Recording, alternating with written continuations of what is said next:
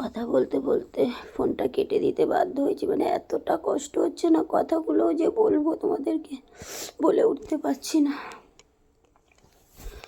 এসছি, ঘরটায় এসছি, আজ বোধহয় 4 দিন পরে ঘরটায় ঢুকলাম। ঘরে থাকিনি, এসে চলে গেছি।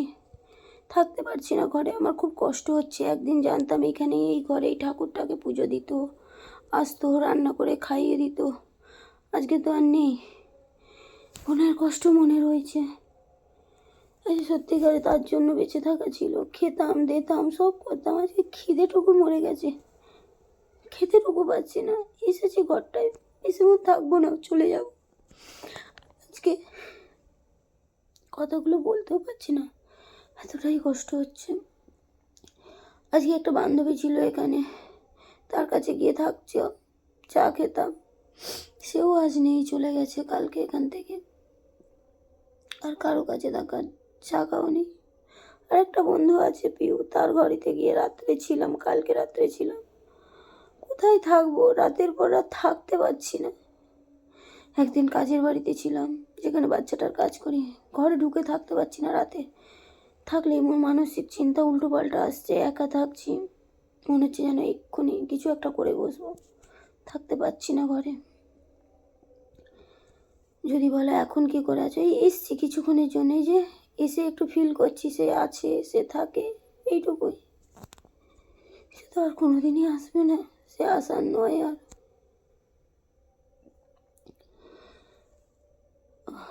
এরম কষ্ট আমি লাইফে জীবনে কোনো দিন কারোর জন্য ফিল করিনি। আজকে যে কষ্টটা আমি ফিল করছি, আজকে আমার বুক থেকে যদি কেউ তাকে কেড়ে নিয়ে থাকে, তার বুকে যদি জায়গা দিয়ে তাকে রেখে থাকে, ভালো থাকুক, এটুকুই বলবো। মন থেকে চাইবো তার জন্য কোনোদিন কোনো ক্ষতি না হয়, আর সে যেন কোনোদিন আমার মতন কাউকে না কাঁদায়।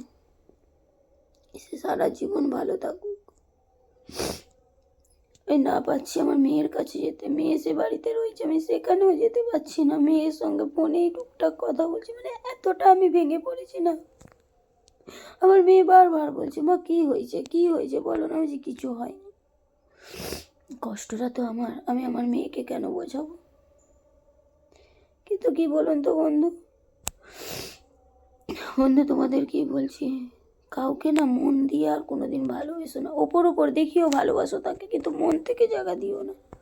আমি নিজের লাইফ দিয়ে নিজে ফিল করে আজ বুঝতে পারছি, আমি আগের লাইফে খুব ভালো ছিলাম, এত কষ্ট পাইনি। আমার হাজব্যান্ডের সঙ্গে আমার সংসার টেকেনি ঠিক কথা, কিন্তু আমি হাজব্যান্ডের কাছ থেকে এতটা কষ্ট পাইনি। কেন বলুন তো, মন থেকে এতটা ভালোবাসিনি।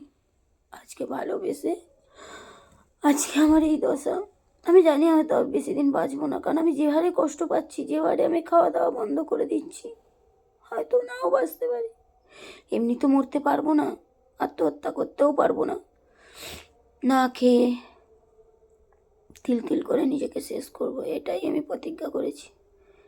আর জীবনে কাউকে কোনো দিন বিশ্বাস করব না।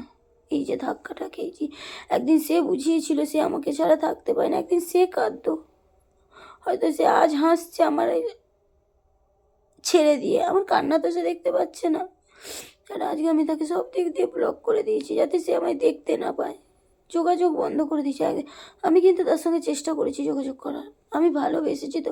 আমি রাগছোটা আমি মানছি, কিন্তু আমার রাগ ক্ষণিকের জন্য। খুব রেগে গেলে আমার সঙ্গে কথা না বলে কিছুক্ষণের জন্য ছেড়ে দিলে আমি ঠান্ডা হয়ে যাই। কিন্তু আমি ভাবতে পারিনি আজকে যে আমাকে কেঁদে বলতো আমাকে ছাড়া সে থাকতে পারবে না, আমি তার জীবন, আমি তার সব। আজকে সেই মানুষটাই আমাকে ছেড়ে দিব্যি রয়েছে, একটা কল পর্যন্ত করে না। তাহলে আর কার জন্য এই নাম্বারটা চালু রাখবো? কিন্তু হ্যাঁ বন্ধুরা, আমার এই ফেসবুকটা চালু থাকবে, আমার ইনস্টারও চালু থাকবে, শুধু আমার নাম্বারটা চেঞ্জ হয়ে যাবে। আমি এই নাম্বারটা আর রাখবো না। এই বেরোবো এখন, আগে না সিম তুলবো, যাতে আমার নাম্বার আমার পরিবারের লোকের কাছেও না থাকে, আর যার জন্য আজ আমার এত কষ্ট তার কাছেও যেন না থাকে।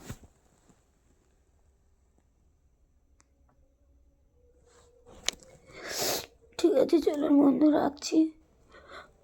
আমি এখন বেরিয়ে যাব, আমার মেয়ে এসেছে এখানে, মেয়েকে নিয়ে বেরিয়ে যাব।